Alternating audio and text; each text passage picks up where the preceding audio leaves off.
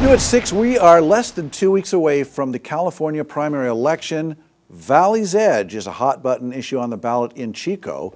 Action News Now reporter Camille Acevedo shows us everything Chicoville voters need to know about the difference between Measure O and Measure P. Time is ticking for you to make a decision on Measures O and P, but what exactly is the difference between the two?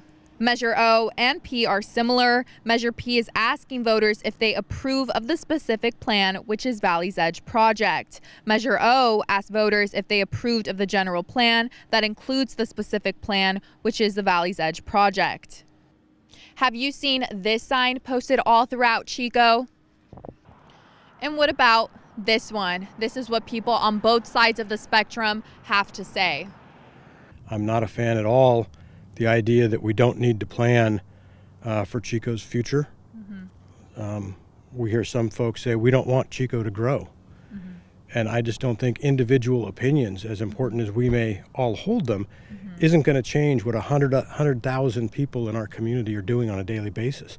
And that's growing. This is a plan that will last generations and give future generations a place to build housing, the exact kind of housing that our community is going to demand in the future. There's a lot of folks who care deeply about this community. Most of us have lived here a long time.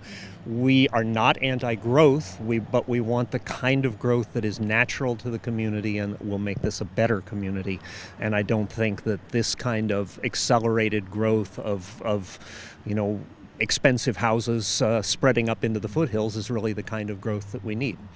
What happens if there's a majority vote no on both O and P? Chico Councilman Addison Winslow tells me the city will remove its approval of Valley's Edge, but since the city has marked it a special planning area, another project similar to Valley's Edge could replace it.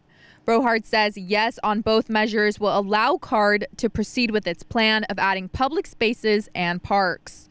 There is still time to get your ballots in. The deadline is March 5th. In Chico, I'm Camille Acevedo for Action News Now, coverage you can count on. The Chico City Council had previously adopted the plan back in January of last year.